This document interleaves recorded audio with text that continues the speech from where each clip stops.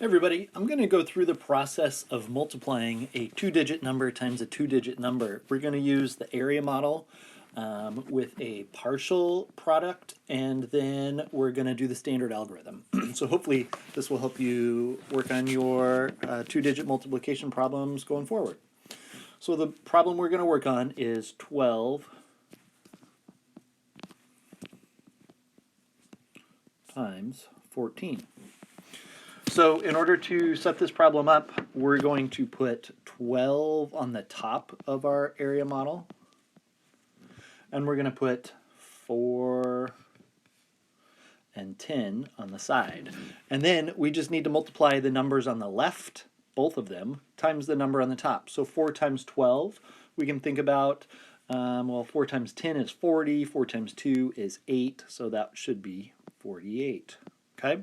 And then we need to do 10 times 12. I know that anytime I do 10 copies of something, we're basically going to end up just putting a 0 at the end, right? So that is 120. That won't be the case when we do decimals, but close enough for now.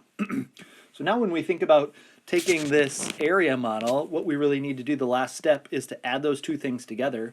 So 8 plus 0 is 8, 4 plus 2 is 6 in the tens place, and then 100 plus nothing is 100, so 168. So let's set this up and do the standard algorithm now.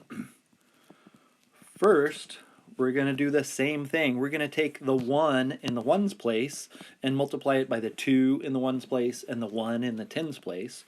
So 4 times 2 is 8. And nothing to carry up. 4 times 1 is 4.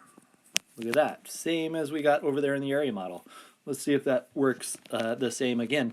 Next, we're going to take the 1 in the tens place down here.